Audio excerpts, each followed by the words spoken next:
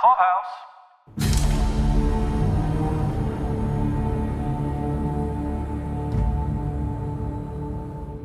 Welcome back to Escaping Gilead. This is Pod Clubhouse's ongoing coverage for Hulu's The Handmaid's Tale. This is for Season 6, Episode 5. This one was called Janine for some reason. It's as good a name as any. She's in it, after all. Yeah. This is Paul. This is Caroline. Yeah, I mean, I guess it was nice to have more Janine since we didn't get much of her in the first 4. But this is hardly like Janine's episode. Right. I would agree with you. There was a whole lot of other things that went on that were just not Janine-centric. Yeah, I mean, what would she have, like 10 minutes of screen time or something at most? Well, she was around. She just wasn't always the most important thing going on, but she's going to be key, hopefully. I mean, we'll see what's going to happen now after this debacle. We're going to get into this, but woo! This plan was a stinkeroo! You had an offline question of if Moira had gone alone. Yeah. Would this have gone better? Would this have gone better? I don't know. What do you think? I think yes.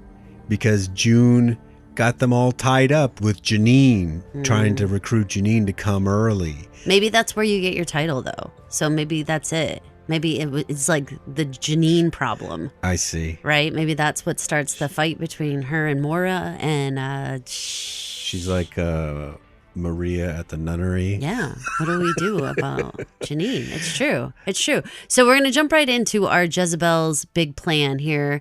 If you guys remember from last week, Luke was high on his own supply, thinking he had made the perfect plan. So now we're having this dry run going on with Moira and June.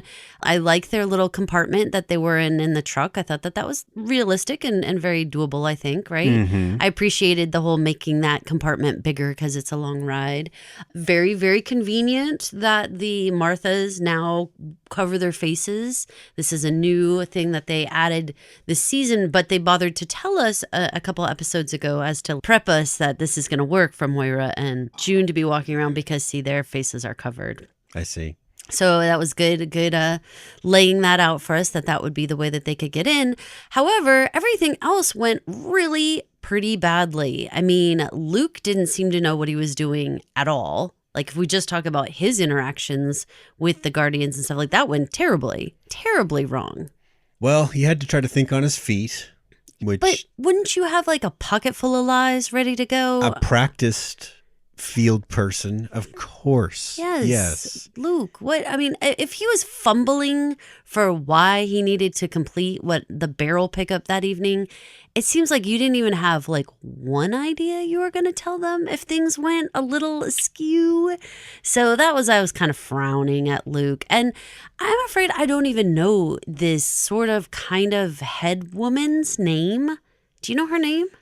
I haven't caught it. She's no. just kind of sort of around, but it's kind of interesting because, you know, the writing is wonderful on this show, and I don't even know this lady's name, and she's been around. And I don't know anything about her. I don't know where she came from. I don't know her story. Somebody who's listening might say, you guys, are you forgetting from season 4 when she was introduced? Yes, we are. If you remember, remind us, because I am not remembering where this woman got added in. And then now how many episodes she's been in and how little I know or care about her. I just assumed that she was part of the existing Mayday leadership. Yeah. And so that's as much as we needed to know about her. Yeah. So we get into Jezebels. That whole thing is going on. I felt like the June Moira stuff, I am kind of disappointed in them that they couldn't keep their bickering more chill. This felt kind of... not the time is the very best way I could say, but also like, I can't believe that neither of them could like hold their tongues. I mean, this is PTSD. Don't get me wrong. This is like complete and total freaking out, right? Because you're back in this Jezebel situation. You're back in all this. I mean, I guess if your anxiety was finally going to break and you were finally going to just like burst out with whatever your comments are, I guess this is the time it's going to happen. Yeah, definitely not on that ride with the car running and nobody able to hear you. Right. You kind of talked that entire time with one another, whispering back and forth about how much you were pissed at each other. Or really, Moira's just mad at June. I actually thought it was kind of interesting when Moira like looks at June and is like, do you know how much I hate you? And like that kind of biz. And June's like, no, I don't. Why don't you like tell me? All that stuff I felt was fascinating from like a Moira standing in for the audience kind of feel, where like a lot of people do have some, you know, I don't know what to call it. I hate is way too strong of a word, but kind of push-pull with June, you know? Some days you want to be with her, and some days you want to be like, man, you'd be hard to be around. Like, you are a long, long, long, long day, June. So I don't know if I want to hang out with you or not. What did you feel that this whole Jezebels plan for the two of them? I mean, you guys, the safe, I can't. Like, right now I'm like holding my actual head. Like, it just all went so badly. What would you have done in their circumstance? This guardian, you've got this information, you've got the letters, you have the code, you have this sort of makeshift map kind of thing that seemed like Janine kind of scribbled down for you. Would you try to take that safe with you? Like, what would you try to do? Man, I mean, there's a lot of bad things happening and you're out of time. And those safes, I mean, they're safes. They're not meant to be picked up and taken with you. Otherwise, everyone would do that. Right. So them having nothing, being able to figure a way to get that safe out, it's a non-starter, right? Man, but just when that stuff gets found in that safe, and you know it's got to be, this is going to be awful. I mean, so like not only did the dry run go really badly because the Guardian told Luke, don't come back here. He like basically forbid him to be back at this place. So this dry run, like Luke is out of it. Like he can't come back. So that's terrible. Obviously the attack on Moira and June. Now we have this whole entire mess going on. Obviously Jezebel's on lockdown. All this stuff's happening. My God. Luke needs to learn what he's good at. If he's good at planning and logistics and admin or whatever. Or maybe even setting the truck up. That's your contribution, figuring man. out compartments, whatnot. So far, you've had 2 excursions. And once you needed your wife to save you. And the other one you got hit in the face and told, don't come back. And basically like showed your full face and was like banished from the area. So like, you're going to be no good going forward. Yeah. I mean, if he has talents, use those, but these aren't those talents. Yeah, he's definitely not a think on your feet kind of guy. No, and you know, they needed someone with a used car salesman mentality to do that job. And he just wasn't it. I think he's more of a sit and think guy. There were kind of 2 parts to Jezebels. There was the Moira June misadventure, that dynamic, but there was also everything happening with Lawrence and the other commanders and the Janine part of it. And Commander Reynolds kind of bubbling to the top for me, finally really thinking he must be the head guy. I don't know. Let me interject. Well, okay, but this is what I thought. And when I was watching, because last week, you know, with the sort of knighting that we had with Lawrence getting the collar, Reynolds was the one who did the knighting, if you will. And then this time it seemed like all the commanders were definitely wanting to get his okay on it. Like if he had the okay to take Lawrence out, it seemed like that was enough. He did permission. Seem like an important guy, but Belle's dad, whoever this guy is. He was in D.C., I believe. Yeah, because he's too busy doing that. Yeah. To be at Jezebels. No, 100%. It's these are different factions. I feel like totally. The DC faction, Commander Bell is higher up in whatever, but I think these are like different councils or whatever. So like whatever is going on in DC, we already know they're a much more strict. Like for Catholic Church, I would say that was like a parish, you know, and so like the high person in their parish is more strict. And I mean, we know that they sewed their mouths shut and all that stuff. Like we know the DC group of commanders is like the most strict hardcore, but then this Boston group, there is like a leader of the Boston group. So you don't think Reynolds is sort of more in charge of what I think is the Boston group? I mean, because I don't really know where New Bethlehem is.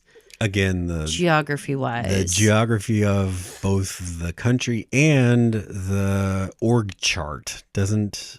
The org chart is still confusing to me completely. But I think Reynolds, the way that they kept asking him, and I thought it was extremely cool of Janine to show him the peephole and allow Lawrence this information, because this is solidifying Lawrence's new path. You know, like we know what the latter half of this season's got to look like for Lawrence.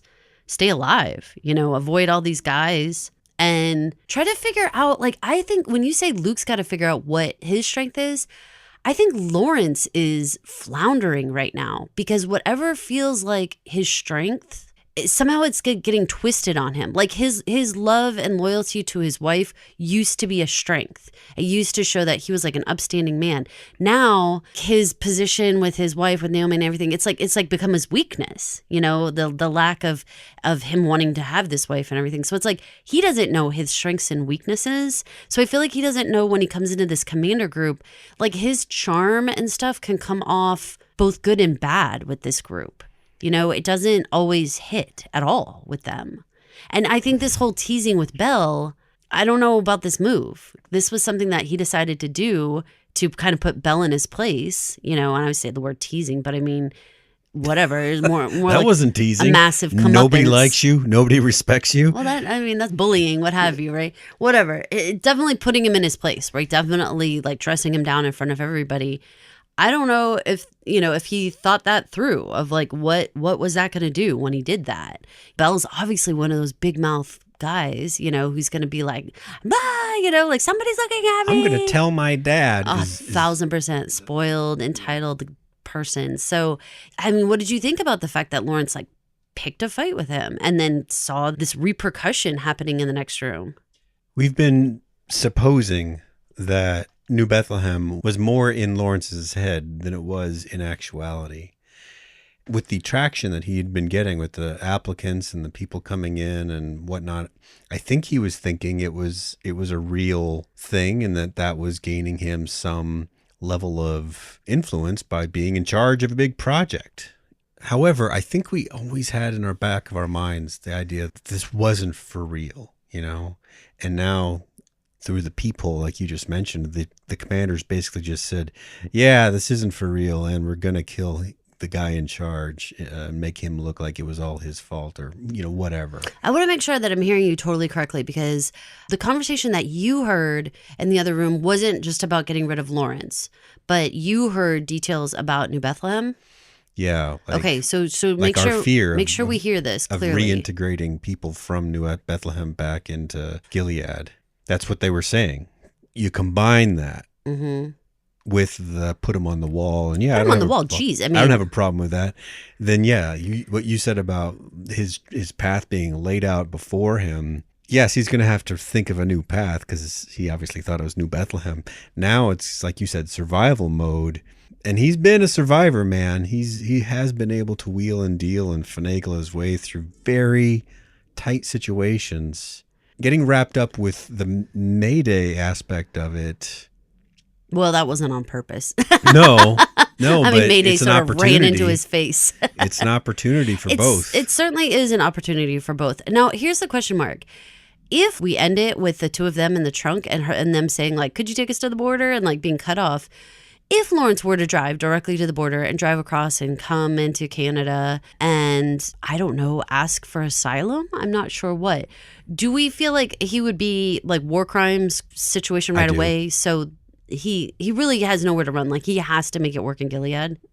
I think at a certain level of involvement in the original overthrow, like his has been told to us that it was, that, yeah, you're going to get a lot pinned on you if you show up someplace else. Now, he did make a diplomatic visit when he went and got Serena, and he wasn't just like arrested on site. I'm assuming that was an official state visit of some kind. Although it was like out in like rural nowhere. So I don't know. That's a fine question. I mean, again, when we get back to that world building part, and that's something that, you know, if we have an opportunity to sit down with Bruce again and chat with him, I would like to know a little bit more about how they sort of decided how much to add in about, like, again, the org chart of this, or like, how are the relations between Gilead and Canada? Like at this point, like, can they just drive across the border and come and like we said, see Serena and like all that kind of stuff? Like, how was that part organized? It helps us understand the stakes of them continuously crossing the border. If Lawrence can drive across the border and nobody stops him from doing that, Well, that's good to know if that's really how it works. Or did he have to put in some sort of state plan with Canada and get okayed? And was it a big debacle to cross the border and come get Serena and take Serena back over the border? Like, we kind of just smoothed past all that. Yeah, we did. But all of that matters because these borders matter and how tightly they're kept matters. Otherwise, Mayday is sort of just like, can they just walk in and out? Can everyone walk in and out? Drive in and out? In the Serena Joy part, I mean, here's a scenario. They might have said, we're going to get a refugee back, a Gilead citizen back. And Canada was like, well, okay. And then they go, and there's no paperwork, real paperwork for Serena that says that she has a legal right to stay in Canada. And they're overrun with refugees from the former United States and Gilead anyway. So it's not like they're going to be like, no. Yeah. We obviously have a this bigger person that story. wants to go back, we want to keep them. They're not going to do that. Right, you're right. I mean, we obviously have a much bigger story to tell. And so sometimes when you only have X amount of episodes left and you have this larger story to tell, I understand that you have to abandon some of the smaller details. But again, because this is all about the stakes, I mean, it's like we're playing a game of Risk, right? Like we're playing this country versus country game where if we don't understand what the borders are and we don't understand how tightly everything is being kept, it's impossible to know how big of a deal it is that like Luke can just drive into Gilead. If you go back and just put the pieces together and say, well, Mark was able to get fake paperwork, you know, for different people, but how would that same, like he would need like Gilead paperwork. And you'd want to think that Gilead would be smart enough to not have it be like so easily counterfeited or something. How can we just keep going in and out of Gilead? How are we doing this? That's valid. And I have the same questions. I think your original point of where does Lawrence go now? Yes. I think that's really the big deal with this. We could assume, like we did a minute ago, that he is set up and primed to be a big asset to Mayday, but then you follow that up with the question mark of, well, can he exist outside of Gilead, or will he just wind up in prison for the rest of his life or hanged? And if those are the alternatives, then as has been proven to us in the past, Lawrence is wily. And he's resilient. And is it possible that he pulls like an end run around these people that want to hang him and somehow comes out on top of them?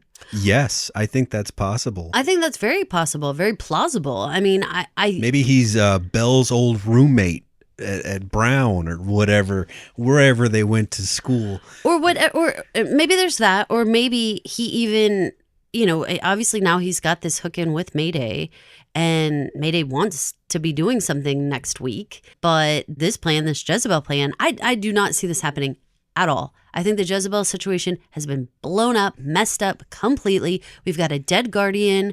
We've got questionable, like, commander crap going on. They had a lockdown. I think if Martha got pressed, like the Martha that was yelling at them in like the sort of dressing rooms, I think if she got pressed, she'd say like, yeah, I do think there was some suspicious Martha activity, blah, blah, blah. Like, I think you could get enough people going on that like, no way are we going to execute this plan the way that this Jezebel's bomb, blah, blah, blah, was supposed to happen. Yeah, you're right. So something else has to happen, and Lawrence is going to have to help facilitate that. The information that Janine gave them was stuff that they were kind of sent there to get, and they didn't give it to anybody. Luke is going to get dragged back into his truck by the woman leader, and they're going to drive off, and that's it. Do they come up with a rescue? I kind of doubt it, actually, because they don't have a good excuse to be there, Luke especially. I don't think Luke can ever be there again. His face is like known. And I understand that, like, you know, okay, they change out the Guardians hourly or whatever they said. So we can think like, well, maybe possibly. But I would like to think, again, they make us fill in the blanks on this one because we have a larger story we're telling. But if I have to fill in the blanks, then reasonably speaking, if this place is going to go on some sort of lockdown here, or whatever is going to happen whenever this other Guardian is missing, not answering, what have you, that guardian, even though he won't be the one who's probably there next week, still he would put in a report that like he had to turn away a truck driver and tell him to get out of here and all this stuff. So there was some suspicious crap going on at the loading docks or whatever. Like that would be reasonable that he would report that in, right? When he was like changing shifts or whatever. Yeah. So like, again, they popped flags everywhere, literally everywhere, about being a problem and being in there. And I am so scared that those letters are in there. Those letters are in that freaking vault with the women's names on them and everything. You know, like this it's all bad. is disaster. Women wrote letters. They wrote them. Also, yes, we have that too. Just the whole thing. I feel awful. The Jezebel situation was awful. The Bell scenes are making me gag all over the place. His treatment of June made me want to throw up. I mean, hello, I'm going to answer my own question. When I was like, why did Lawrence feel the need to poke at Bell? It was because of June. It was because he was demeaning June and acting like that. And so I guess that's our answer. Why, like, what tipped Lawrence to be like, you know what, you're a jackass, you know? Why he has still so much respect and coolness with June, we'll never really know. I mean, they just have that secret magic sauce between them, right? I guess so. They have some sort of respect chemistry that goes on between the two of them, where if she says, Joseph, help me, for whatever reason, he does. You know, he doesn't have to. And in fact, I think it probably would have been pretty realistic for him to come out of there pretty angry and wanting to take it out on someone else, you know? So the idea of like helping her right then, he could have been like, no, help yourself. You know, like all I'm ever done is like being used and abused. You know what I mean? Like, couldn't you see that happening? I mean, well, he did say, get out of my way in the garage. Practically speaking, if you had just seen all of your coworkers say they were going to kill you. Right. And then you come stomping out to the garage and this all kicked off because you felt the need to come to the aid of these two women. And that kind of like kicked off this, like, let's kill Lawrence discussion. Janine told him that she would be right back, but we never saw that. That wasn't a scene that they showed us. We just saw him look through the people. And then Scooby-Doo style. That was very funny. The Scooby-Doo eye. Yeah. And over here, bad business. Mm-hmm. So do we think that that they met back up again? Or him and Janine? Yeah. No, I don't think so. I think she probably he heard the bad news and he was like, I am outie. And I think she went back to the group. You know, like she needed to be accounted for to the larger group. I'm glad to see the wild card of Lawrence introduced back into the deck here. Me too. Even at this last stage. Me too. Him being so true blue Gilead. I understand he built it, but he didn't build this. And he's stuck, like we said. He's a war criminal anywhere else. Isn't it so weird that we have any compassion for him at all? It is. It is weird. It kind of makes me question my own self. Like, I'm like, don't be so like weak that like you just are used to Lawrence now. Because Janine even says that you're not a good man. You're just not as bad as them. Yeah. Right. But you're not a good man. And that's something that, like, as the listeners, I think that was really important for us as the audience to be reminded. You may be feeling really compassionate towards him, and you may be horrified at the idea of him being on the wall, but he is not a good man. And we as the show are going to actually tell you that. I think that's why he ultimately has to stay in Gilead. Yeah. For better, for worse. He does, because not unlike, it reminds me of 1923, right? When I'm not going to tell you the two characters because I don't want to spoil it for anyone else, but there's two characters and they say, you don't get to leave. You started this, you don't get to leave. And that's kind of where you're at. Like, Lawrence, you don't get to leave now. Yeah. You started this, Serena Joy, you started this. You don't get to leave. You don't get to walk away and let everybody else deal with the aftermath. And that's where we're with him. I am going to have to keep walking myself back from liking him. You know, it's all about Bradley Whitford making me like him so much. You know, the way he's playing him is so charismatic, is so... like I relate to him in these weird ways of things that he's like trying to do, and which sounds weird. It's like I have nothing to do with him. I'm not building a world, but the idea of having these dreams and wanting to have things work out, and things just kind of keep getting a little bit away from him, even when it seems like he's trying to do something, getting back on like a better path.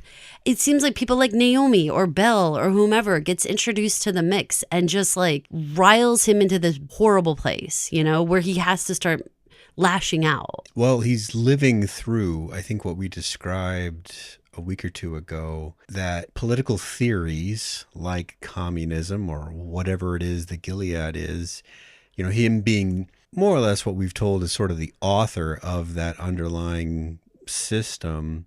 We always got the impression that he was a theorist that was kind of interested to see what it looked like when it played out. And he was given a role in the government to kind of see that happen, but not so high that he was in charge, just high enough that he could be there. He could be in the room. But the problem with these theories is that they rely on people to do their part as you assigned it to them. And you can't account for guys like Bell Jr. Showing up, who are 100% undeserving of their position and selfishly motivated. They're not there to... No, they're not there for a greater good. No. They're there to just enjoy themselves and make other people suffer. The commander position was designed, whether it's warped or not, within their ism, whatever it is, Sons of Jacobism, that they were supposed to be for the greater good, thinking of the whole, right? So that's what he's butting up against is, again, that theory meeting reality. And this jackass is messing up the beautiful system that I designed for these people to live in. And I think there's an inevitability to it. So what if Bell goes away? There'll be another Bell the Third, Trey Bell, that will come up and mess up the next go round. It does feel that way because it's felt like it's been a series of, you know, who next is going to come into this situation to be like the fly in the ointment. But at the same time, it also seems like whatever this is, whatever we're talking about that Lawrence is trying to build, it isn't anything any of us want anyway, right? Not us, no. It's like, but it's so weird. It's better than what Gilead is, but it is not good. It is Lawrence himself. You know, it's like his idea is almost like him as the character. You know, it's like he as the character exists as like a not as bad version of the really baddies. The New Bethlehem version of... Right, but it's not good. And we have to like remember that. Like his version of living is, it's not as bad. It's no one's sewing anyone's mouth shut, but it's no good. You know, things are still horrible. So Lawrence, what a new path you have to go on. And June and Moira, what a freaking mess you two were. That was embarrassing. It's a cliche, stereotypical kind of thing that people mock about backbiting women or talking behind each other's back or being like making feelings get in the way in some way in the middle of a really important thing. You've never seen Tom Cruise in the middle of, you know, Mission Impossible be like, you hurt my feelings and I'm angry at you. And like, no, in the middle of the heist, you don't do that. And I'm irritated in these two ladies for choosing that this is the time. They've had months at home. They could have argued anytime they wanted. They're in a covert situation. Yes, they're on an op. Be more professional in what you're doing with your heist. Anyway, it's not a man-woman thing. I would make fun of anybody who started bickering in the middle of a heist. I would think that they were silly and had lost their focus completely. I just don't want that silliness to start to make Gilead not have the fangs that it once had. We're all terrified of Gilead. Now we ride in for dry runs just for like shits and giggles, you know, and then we're gonna come back out and just like hope it worked out. But like it is not the same like levels of hell that it was, you know. Now it feels like, I don't know, like they're normalized. Which is horrible. I don't want Gilead to be normalized, but it is, and it's messed up. We asked a little earlier if June coming along messed things up. I guess the kind of a reciprocal... Coming along with Moira, right? Yeah. In this dry run. A reciprocal type question answer would be, could Moira have handled the mission as Luke drew it up by herself? I think the answer is easily yes, no problem. There would have been no problems with her finding Janine and getting the information and going back to the truck. I'm trying to think through really carefully each move that Moira made And I think you're right. I can't think of a time when it's like when she was stopped by different parts. Where she was befuddled with what Yeah, to do. or that she couldn't have just, could have answered the same thing June would answered. We're just coming in to clean, or we're just... Belle didn't notice her. We were just, didn't take note of her at all. And that's the thing. Like, Moira's face has not been plastered all over stuff the way that June's has. There was a moment in time in this show where June was like most wanted in all of Gilead. I'm sure she still is. You can just say that, but the show doesn't reflect that. You know what true. I'm saying? Like, Janine can recognize June, and that's all cool and well and whatever. But like, definitely Belle didn't recognize, and other people didn't recognize who she was or anything like that. So I think Moira could have done fine, or Moira with someone else that wasn't June could have done fine. I think they would have done just fine.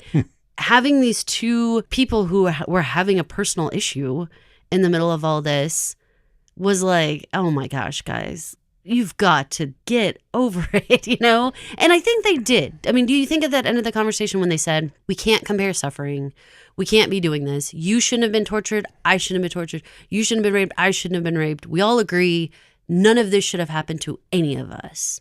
And like, I was really happy actually that they got to that point. Do you think that is actually a healing point now? Or do you think... Because I'll tie it into our own personal experience. Okay.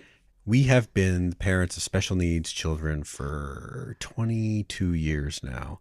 And we've gone through quite a path, quite a journey of how we had relationships with our kids, how we had relationships with other families and parents and kids in our communities. And we found... early on anyway, that there was a temptation to want to compare suffering. There was like a pecking order and a hierarchy to who had it worse, whose kid had it worse, and thereby vicariously you have it worse. And it's kind of a trap, and it's super easy to fall into. Once you see it and recognize that you're in this pattern, and you think to yourself whether or not you want to stay in that pattern and decide you don't, then it is healing. Because what June brought to that discussion, like, we're comparing the number of times we were sexually assaulted as like a talking point. Right. Or like even like a tit for tat of our friendship even. Like this is like it. That's the part where it really started to make me sad, because somehow what all these other people had done to them had seeped into their private best friendship and had like tainted it to the point where it was like, I think they couldn't even recognize one another. And I think that's where they needed to have that moment to be like, these other people did this to us. And like our friendship didn't just get messed up. We were put into these awful, traumatic, terrible situations where we're both trying to relate to each other at this point. But, we've both had different journeys at this point. Yeah. And so like her wanting to take Janine back, I understand, like, this was a very natural way for this argument to come about. Because, June was having this really visceral, just like wanting to snatch Janine by the arm and just run with her, you know? That wasn't what they were there for, and they didn't have any planning for that, so they could not do that. But you could see really easily how that created this tension of like, who are you being loyal to at this point? And having this argument of like, well, you don't understand my story and who I need to be loyal to because you didn't live my life, And they both had to have that like, I don't want your life kind of like, moment. Their Friday Night Light, or no, what is it called? What's the name of that show? He's like, I don't want your life. That freaking James Vanderbeek one. Oh, Varsity Blues. Varsity Blues, yeah. So like, just totally, there was that we don't need to be comparing. And I'm glad they stopped comparing, because I really want this to be the last time they do it, because it's not the first time they've done it. And I want it to be done. I need these two to find their friendship. Like I said, it is a trap. to need to put a It number is. on your suffering. It's like those beds with like the sleep number. Well, this is like the suffer number.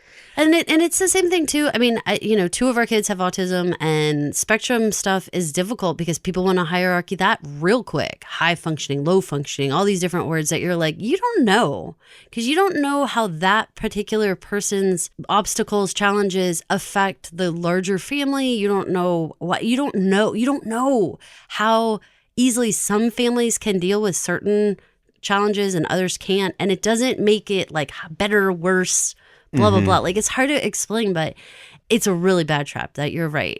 And especially in this case too, of being like survivors, being victims, being in this terrible situation, kidnap victims, everything, all the things. You don't compare kidnappings. You don't compare rapes. You don't compare all this stuff. Like, it was all horrible, and none of these people should have been put through it. So do you think it's done? Do you think, can they leave this like hugging each other and being like, we can't keep revisiting this? I do.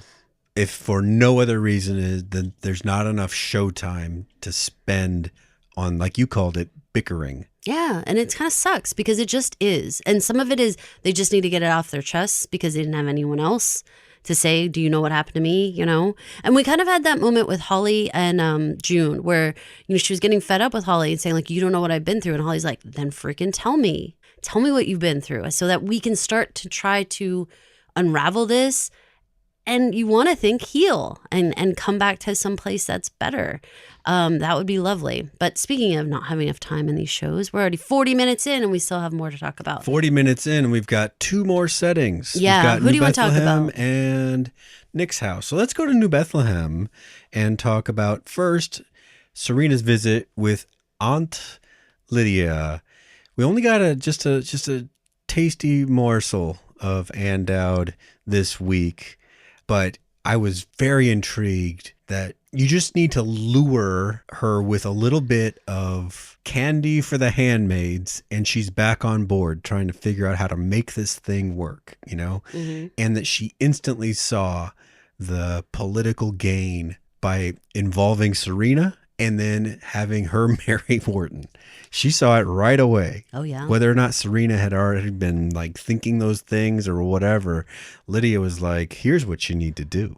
And we talked about this last week, that both of these people, maybe there could be comfort in each other's arms in terms of like, I think it's always best to have an ally in Gilead.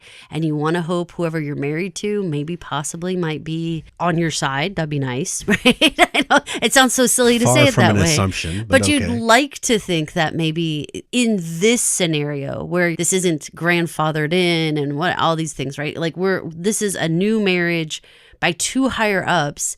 I think that the idea of control and power and what they can get from one another, I mean, it's like vibrating off of them. Like, I feel like even if Serena's trying to act like she didn't know, maybe Aunt Lydia had to be the one to say it out loud for the audience, because there's no good way, unless Serena was like keeping a journal or something, there's not a really great way for Serena to out loud say like, this is an awesome way for me to get more power. You know what I mean? She can't say it. So it's like to have Lydia be the one to say it to her is really saying it to us and what Serena, I think, is thinking. So then given that, if you fast forward to the library, and that is a pretty slick proposal with the artwork having their married name on it. And she starts laying down boundaries and requirements and needs before she'll even think about it. And he acquiesces to every single one.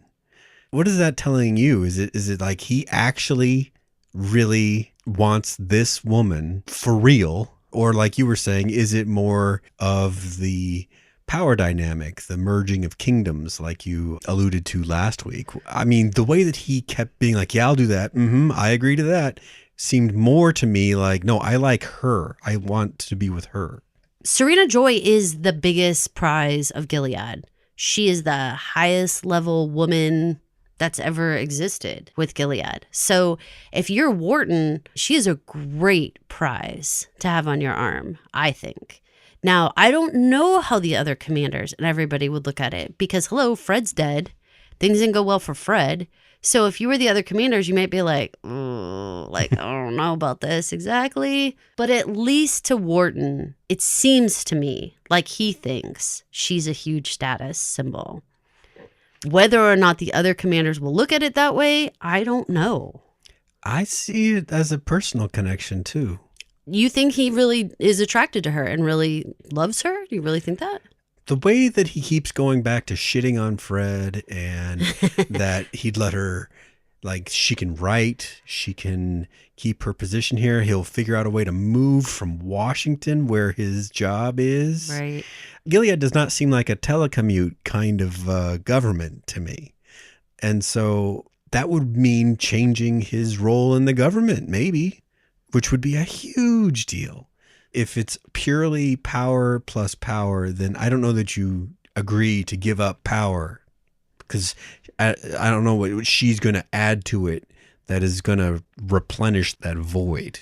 It's difficult for us to be able to assess her power from the past and how much power does she have now, because we haven't seen her interact with like the Council of Commanders or like especially DC or anybody anytime soon. Like, we don't know what her status is. That's not clear at all to me. They had the big state funeral. And so in a way, that was like kind of the last formal showing of what Gilead's relationship was with Serena in that moment. And then there was just sort of this, like, she just kind of went off the map when she had the baby. And there was just sort of this like, well, she's like healing up from having the baby. She's, you know. With the Wheelers, she's unaccounted for. Yeah. And so now I don't know her status. I don't know. I need somebody to come in and say something. And maybe Lydia was giving a good, sort of potential there where she was like, look, here's where you can find status. And by her talking about that with Serena, it does give us, the audience, a little bit more of an idea of like, well, okay, even from Lydia's eyes, she's trying to fit this square peg into a round hole and try to figure out where is a hole I can possibly stick Serena Joy into this management map to give anybody any amount of power. I think Lawrence is running New Bethlehem, but she is the diplomat, sort of the salesperson. Like we saw in the one exchange that we got to see, when there's facts and figures, he can give those, but he can't make people care about him the way that she can. My problem is that, like, since we already know that New Bethlehem is like not a thing in this episode, you have him in this parallel conversation over here in the library being like, I love you. You can do all these things. We can have all this stuff. We have this library. We've built in New Bethlehem. But then we've just found out like New Bethlehem is on the chopping block. So all the promises he's making and all the things he's doing, we have to question. Well, perhaps that's part of that end run I was talking about. Or maybe Wharton is in his corner. You think about that? Well, no. I mean, they haven't really shown like a big affinity for that each way, other. right? But if Wharton wanted to take Lawrence down, I feel he could have done it a lot earlier because he's been snurting. I mean, he's basically prompting Lawrence into different situations like, hey, where's Serena Joy? We haven't seen or heard from her in a while. But he could have just said, if you don't produce Serena Joy in the next 5 minutes, you're on the wall. Like, he could have said that, but he said it in this more like poking way where then Serena Joy did show up. But man, looking back at that, dude, he was trying to say he has this like long-standing crush on her. Yeah. This makes me feel really differently about, in just thinking about this in the moment, of him saying, hey, where's Serena Joy? Oh, man, yeah, clearly. He was like... Now it's like, wait, what? Yeah. Like... That's all connected, bro. No, I know, but I was thinking of it not from that standpoint. I was thinking of it as he was calling Lawrence out for losing this basically political asset to the no man's land, like she's supposed to be working for us. Where the hell is she? Like we haven't even seen her doing anything. I didn't take it like he was calling her back to marry her. No, I was taking it like... Oh, you were? You were taking it personal the whole time? Yeah. Like, hey, I'm getting bored in New Bethlehem. I'd like a wife. Yeah. Where's Serena? Right. Wharton takes a wife. Okay, I didn't take it like that. I took it like calling Lawrence on the carpet and basically exposing the fact that he had lost track of Serena Joy. That's how I took it. But you're right. I mean, longer, bigger picture here, I can see. Yeah, he had a damn plan. Here's what I'm fearful for Serena Joy. She agrees to this. She gets married. That door is going to shut behind her and those blinds are going to close. And I think sister is the caged bird in like 30 seconds. I think it's going to go exactly like the Wheelers. The Wheelers is the microcosm. You thought you were cool. You thought it was a safe place. You were being all TLC'd until you got slapped in the face and you weren't anymore. So I think it's going to last 2 seconds. Man, 2 seconds, guys. We'll see. I mean, she is heavy on New Bethlehem. He has said during his proposal, he'd come out and say, like, I totally agree with everything you're doing here, but he did say a lot of stuff like, I'll support what you want to do.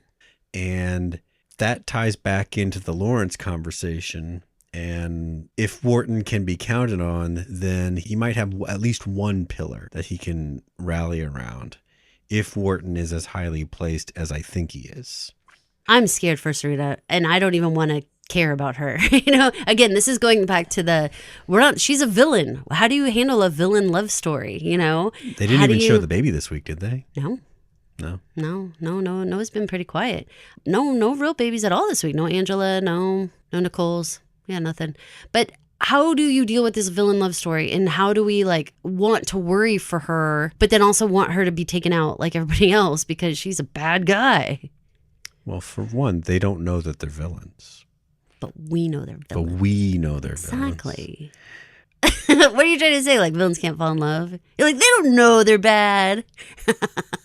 The only reason I point that out is just that they're not going to just wake up and be like, what can I do that's evil today? Do you really think that? Because I kind of do think they do that. I think that Serena sits down on her desk with her little pencil and does think. Yeah, Serena has done stuff like that. Yeah, yes. And I'm sorry, you don't think Wharton, coming from the DC faction, doesn't have some sewing needles in his freaking pocket? I think trouble, everybody, trouble. You cannot come from the DC faction and then be all the way to the point of Serena Joy can write all she wants and have this beautiful library. I mean, the idea of seeing that library get knocked down or something, how can that exist? How can it exist? Okay, let's talk about the craziest, I think, is this whole Nick mess. What a wild little side jaunt to murder we had with him. What the hell, Nick? I didn't really expect this little twist. I thought, since we hadn't revisited the Guardian issue last week, I thought, those two guys were dead meat. Over and done. Why throw this wrinkle into the story if by the end of it, Nick is just going to kill the guy anyway? We didn't see him leave the hospital. We didn't see him kind of, quote unquote, get away with it. I've got to think that it is going to, bring a big spotlight onto Nick, because this is very suspicious. This whole situation is crazy. How is Nick not going to be found out? It's not like he did anything I don't know. What have we ever seen hospital deaths? They always do the pillow thing. The pillow thing's always it. But also they've done shit with blowing air in the line somehow with an IV, doing something weird, right? Putting something in the IV line maybe. Maybe we've seen that move before, but that would have required a lot more planning on Nick's part. I mean, it's great drama. Because he had a moment where he thought, well, this guy probably has brain damage and won't be a danger to me. And then he had to turn around and be like, but I have to make sure. He couldn't leave him. I mean, in that scenario, he could not leave him because obviously his heart rate went up.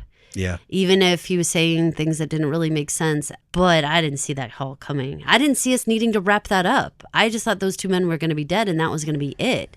So having to go back to this, all it spells to me is a huge wrinkle for Nick. That this is definitely not over for him. And I think you're right. Revisiting this. If we're revisiting it, then I think we're not done revisiting it. Because why? Why stretch it out to 1 week if that's all you're going to do? And there was absolutely no need to have any of those scenes. And we have so few episodes left. It has to matter. This whole thing has to be, I think, what's going to really put all eyes on Nick. He's going to be the only one to have signed into the hospital. Everyone's going to have seen him. We know that, it was from a lot of seasons ago that there's cameras in the hospital. Remember? Sure. But no, do you actually remember? Remember when they were like hiding? I can't remember if it was Luke hiding in the hospital. Somebody was hiding in the hospital, and we were talking about the cameras. This was many seasons ago, and the cameras mattered. It was like part of the game was that there was cameras in the hospital. Okay. And so standing in the little like kind of like around the corner, kind of barely peep in and stuff. But so we know that they have like all the regular technology of a hospital. So definitely Nick is going to be the last person. It's going to make no sense. So what do we think happens to Nick? I think somehow it's going to come together, the last person to be in that area or see those guardians was Nick, and then Nick visits the survivor and all of a sudden he's dead. And so it's going to be like easy math, right? And they're going to be like, so we have some questions for Nick. I could imagine Nick being detained and sort of out of the game here for an episode or two. You think? You think we have time? It's already number 5. You think we have time? Well, he still has a powerful father-in-law, and he still has But I don't know that the father-in-law is like looking to cover for him. Yeah, well, he's looking to not disrupt Rosie's life. That's true. But I think Rose is pretty over Nick. She doesn't have the swoon love for him at all. She's like, you're an embarrassment all the time. You're always running after her. June. Right?